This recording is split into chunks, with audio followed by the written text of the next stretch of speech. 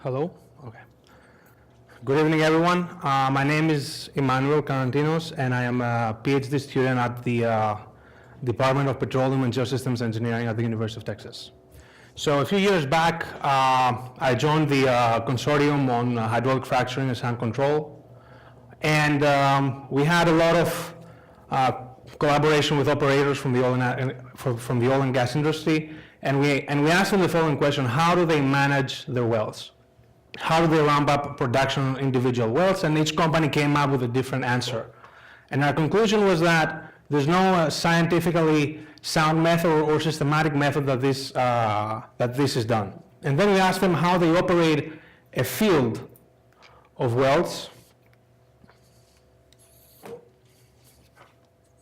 And we get the answer that, as for the last couple of years, they have invested a lot of money on data acquisition and database management, and that helps them do some kind of an offline analysis. However, for us, offline analysis equals a post-failure analysis, which is different from real-time diagnostics based on real-time information.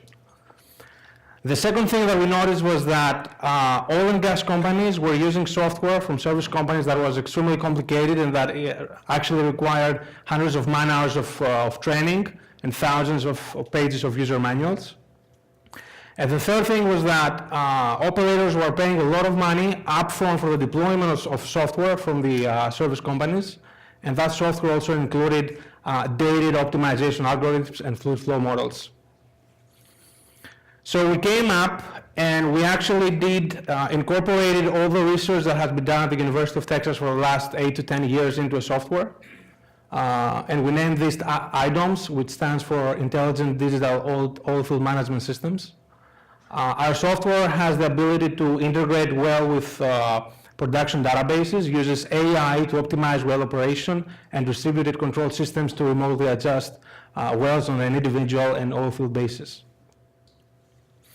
The market size. So in the United States, there are approximately 1 million of active wells. About half of them are wells on artificial lift that produce low volumes of oil and we're not really interested in.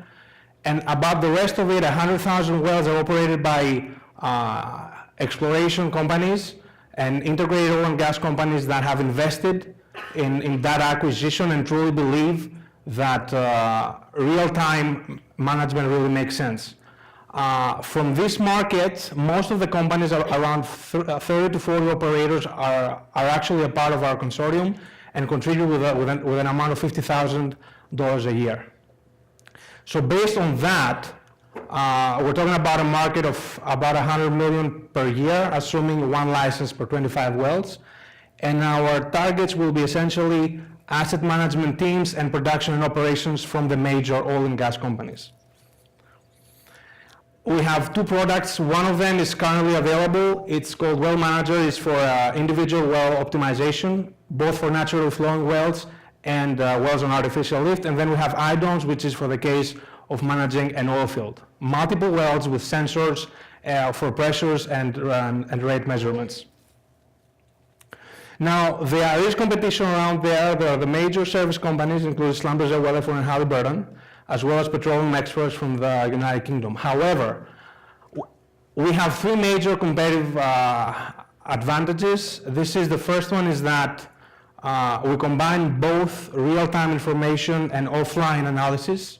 So in other words, we have both physical modeling and data analytics. The second one is that we have a much more friendly pricing model, and the third one is that our software is much more easy to use and does not require long hours of training. What actually differentiates us is the business and pricing model. We have a month-to-month subscription, and we will approach our targets using customers from the JIP and then salesperson using a 5 to 10% commission. Now, there are some competitive advantages for the investors. We have filed some non-provisional patents. We have flexible licensing, and our developers are also engineers, which significantly cuts down the overhead of communication between the analysts and the developers. During the SEAL, we better understood the subscription model. And we also further understood that we need to expand our team to account for marketing and sales. We're definitely a go. These are our short-term plan with an exit strategy of 4% conversion rate, and we're looking for $500,000 in order to get moderately aggressive in penetrating the market. This is our team, and I'd like to thank you for your attention.